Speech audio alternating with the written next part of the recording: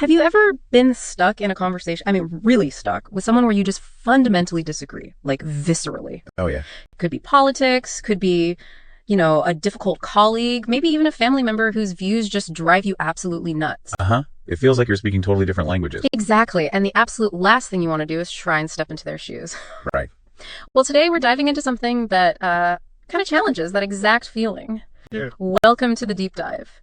Our mission here, as always, is to take the source material you've given us, get into the weeds a bit, and pull out the key insights, the really important stuff for you. Think of it as your shortcut to being well-informed, fast. And for this deep dive, we're really focusing on one specific source. Chapter 16 from Scott Howard Swain's book, A Practical EmPath, Rewire Your Mind. And the chapter title itself, well, it grabs you. Why empathize with an enemy? Yeah. It tackles that core kind of counterintuitive question. Yeah. Why would you ever want to try and understand the perspective of someone you see as an enemy or a competitor or, that politician whose face just makes you groan? Totally. And the book gets it. It acknowledges your first reaction might be, hang on, does this mean I have to agree with them or validate them, support their awful ideas? Right, because that's where my head went immediately. Like, why give ground? But the answer from this chapter is a pretty clear no. That's not the point. Okay, good. Because, why would I want to concede anything? But this chapter, it actually suggests there are real benefits for you in trying to understand. So our mission today is to unpack the ideas in this chapter, look at the benefits it lays out, which are surprisingly practical, and get a handle on the system it proposes for this, which it calls P.E.P. Exactly. P.E.P. That's practical empathy practice. The book describes it as a specific way of listening and speaking, both with others and, interestingly, with yourself. It lists some primary goals like liberation, understanding, strengthening connection, increasing responsibility, displaying clarity, empowering yourself and others. Okay. But, and this is crucial, the book makes a point of saying your goals for using P.E.P. in any specific moment, they can be completely different. It's flexible. Okay, so it's a toolkit, not a rigid script. I like that. So what are the main ideas behind this P.E.P. system? There was something about feelings that really jumped out at me in the chapter. Kind of a mind bender. It is, yeah. A really central idea in P.E.P. is that we don't make anyone feel something. We might, say or do something that stimulates a feeling in someone else. But how they process that feeling, their emotional response, their actions, the book presents that as their choice, their responsibility. Huh. So if someone says something that gets under my skin, I can't really say, you made me angry. According to P.E.P., no. The book suggests shifting your language away from those causal statements. So instead of, when you said that, it made me feel angry, or asking, did it make you feel sad when? You try something more curious, less blaming. Like, when you heard that, did you feel angry? Or did you feel frustrated when you saw? See the difference. It focuses on their internal experience. Yeah, it takes the blame out of it. It's more about inquiry. Okay, interesting. So what are the actual components? The book breaks P.E.P. down into three main parts, right? It does. The first is observation without evaluation. Okay. This means trying to focus mostly on the actual words the other person is using. Now, obviously, body language, tone, expressions, they matter. You notice a frown or a smile or whatever. Sure. But the suggestion isn't to get stuck consciously trying to analyze every single nonverbal cue while they're talking. It's more like let your subconscious pick up on those signals while you consciously track the words. Okay, so hear the words, let the other stuff filter in, but don't overthink it in the moment. Got it. What's number two? Number two is feeling. This has two sides. Recognizing your own feelings, like what's coming up for you in this interaction. And then the empathy part. Making a guess about their feelings. Making a guess. Okay. And the third? The third is values, needs, motives, wants. Again, it's that two-sided coin. Figuring out your own underlying values or needs in the situation, and then taking an educated guess at theirs. And the book specifically notes that within P.E.P., it basically treats needs and values as the same thing, as synonymous. Observation without evaluation, guessing feelings, guessing values, needs. Okay, that's the framework. It sounds logical, but putting it into practice, especially with someone difficult, that seems like the real challenge. The book shares a story about the author giving a talk, right? On cognitive empathy. Yes, exactly. He talks about giving this presentation to about 86 people. And his preparation style, well, it wasn't super rigid. He knew the topic inside out, trusted his intuition, was genuinely curious about what the audience thought, and really wanted to inspire them. He felt less planning actually created more flexibility. So kind of going with the flow based on expertise. And he started by asking the audience how they defined empathy. He did. Wanted to gauge the room. And what did he find? What was the general vibe? Well, pretty much as he expected. Most people describe something closer to what the book calls sympathy. Or maybe affective empathy, feeling with someone or feeling sorry for them. Right, feeling the same emotion. But wasn't there one person who kind of nailed the cognitive empathy idea the book focuses on? Yes, one woman described it as understanding the perspective of another person. Bang on for cognitive empathy. Okay, so he's got the lay of the land, heard different takes, and then the story describes this interaction with someone he felt was being, well, kind of hostile. A heckler, as the book puts it. That's right. This woman apparently stood up, or at least made herself known, and asserted really strongly that a person cannot empathize, know, or understand another person unless they have lived in their life, culture, etc. And she apparently went on about it for a bit. Oof. Okay. And the author, he describes his internal reaction, immediate annoyance, frustration. He felt her whole message was limiting, disempowering. He admits he instantly judged her, mentally labeling her an enemy in that moment. Wow. So he's feeling triggered, making judgments, right before he's supposed to talk about empathy. How did he handle that? Did he use his own P.E.P ideas right there? He describes taking a deep breath first. Good start. Since she wasn't speaking loudly enough for everyone to hear, he decided to paraphrase her point for the whole audience. He admits his tone was maybe slightly snarky at first, but he repeated her core idea that you have to live someone's life or culture to understand them. So he acknowledged it, even with a little edge. Then what? Then he stated his disagreement. But crucially, he didn't make it personal. He framed it around his belief in empathy being accessible. He said something like, I do not agree with this idea because I believe empathy to be more accessible and possible for anyone to learn and do. He wanted to empower the audience, basically saying anyone with basic intelligence, imagination, and courage could learn this cognitive empathy. That's interesting. He pushed back on the idea itself, but framed his reason positively towards the audience. Exactly. And apparently she kept interrupting later with more pronouncements.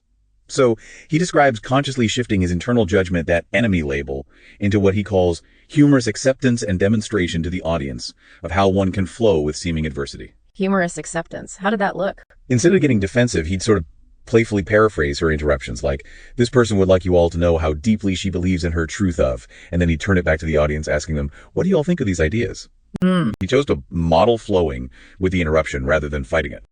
That anecdote really hits home. It shows this P.E.P stuff isn't just for calm chats. You can use it in the heat of the moment, and the goal isn't always to change their mind, but maybe just to manage your own response and the situation better. Absolutely. And that leads us right into the core why bother part of the chapter. The benefits for us when we do this hard work, especially with someone we see as an adversary or enemy. The chapter's really clear here. The point of this kind of empathy is understanding their perspective. It's not about deciding who's objectively right or wrong. And this is key. Trying to understand someone you disagree with doesn't mean you lose any integrity. That's the big takeaway, isn't it? Empathy and acceptance aren't agreement. You can understand why someone thinks something without agreeing with the thought itself. Precisely. Once you really get that distinction, the benefits, the book lists start to make a lot more sense. Okay, lay them on me. What are the benefits? Well, first, and maybe most obviously, it strengthens your empathy muscles. Like any skill, the more you practice, especially when it's tough, like with somebody you really disagree with, the easier and more automatic it becomes. It's like lifting heavier weights at the gym. Build strength faster. Exactly. And the book even suggests that eventually giving empathy could become so natural, it actually charges your batteries instead of draining them. Whoa, hang on. Charges your batteries. That feels totally the opposite of what I'd expect. Dealing with difficult people seems exhausting. That's the surprising idea the book puts forward. That with enough practice, the effort goes down, the positive feeling for you goes up, maybe even to the point of feeling energized by it. Okay, I'll need to think on that one. What else? Another big one. You gain an advantage. It taps into that old know thy enemy idea. Understanding the perspective, the values, the needs of a competitor or a difficult client, or yes, even someone you see as an enemy, gives you strategic insight. So you can anticipate better, maybe find more effective ways to interact or negotiate. Precisely. And the book adds a bonus. Understanding one person better helps you understand people in general better. That's always useful. So it's not just touchy-feely, it's actually strategic. Makes sense. What else? Improved well-being. This one's huge. Carrying around anger, resentment, frustration. It takes a toll, emotionally and physically. Choosing empathy, even when it's hard, is framed as choosing to let go of some of that negativity. The book suggests you walk away feeling lighter, healthier. It even mentions the idea some hold that chronic resentment might contribute to actual physical illness. Wow. So doing this is actually an act of self-care for your own health. That's powerful. Any other practical benefits? Yep. The book talks about practical probabilities, basically not burning bridges unnecessarily.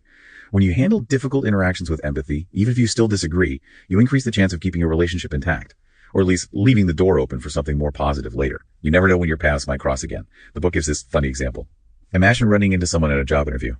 Would you rather it be the person you were defensive with at the grocery store because you had 15 items in the 10-item lane, or someone you showed a moment of understanding towards, even in disagreement?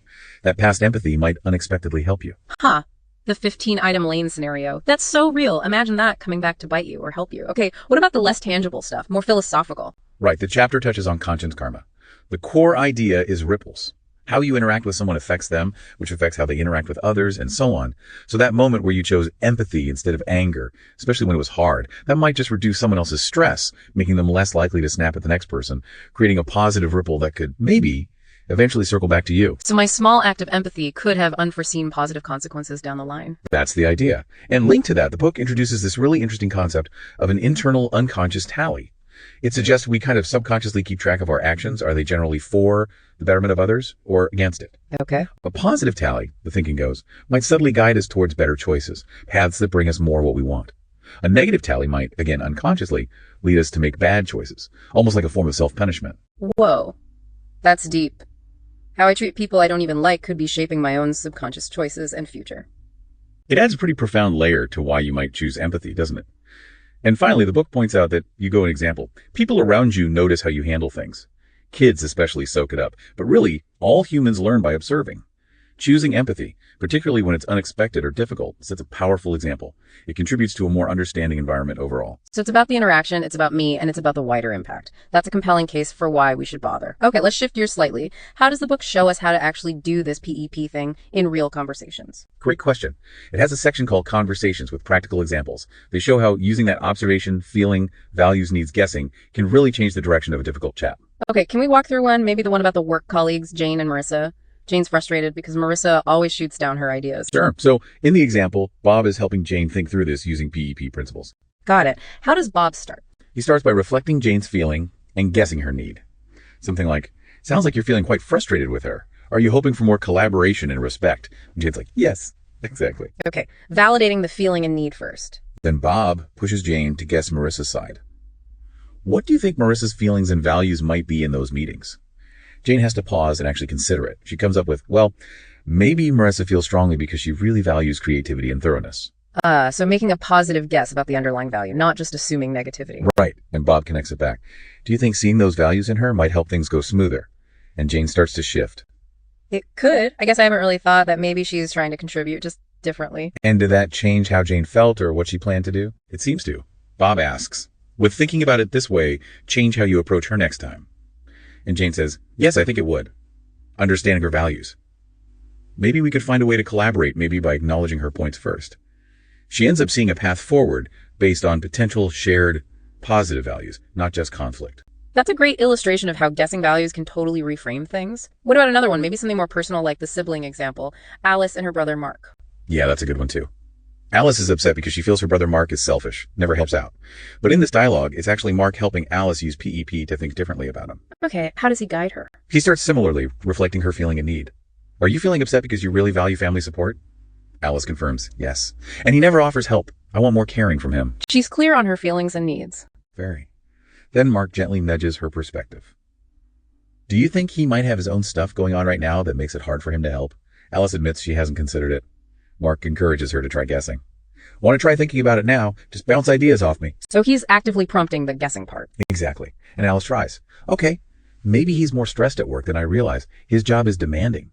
Mark helps her link that guess back. Could that be affecting his ability to offer support? And the understanding starts to dawn for Alice. It could be. He's usually been there for me before. Maybe this is just a really overwhelming time for him. The context changes everything. How does that shift her feelings? Mark asks her directly, does thinking about this possibility change how you feel? And Alice confirms, yes, it does. I feel more understanding, less angry. Then Mark helps her think about action. Is there a way to tell him you need support, but also acknowledge he might be struggling too? Alice sees a new approach. Yeah.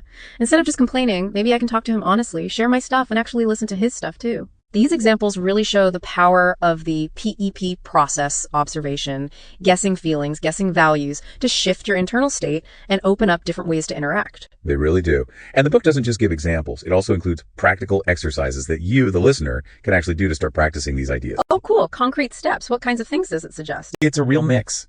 Things like think about a recent conflict you had and mentally rewrite what you said using P.E.P phrasing. Or imagine having a conversation with someone who holds the total opposite political view and consciously try to guess their positive underlying values. Or even just listing out on paper the perspective of someone you find really difficult just to force yourself to articulate their potential viewpoint. Or practicing noticing when you blame others for your feelings and consciously taking responsibility back. It makes it really practical.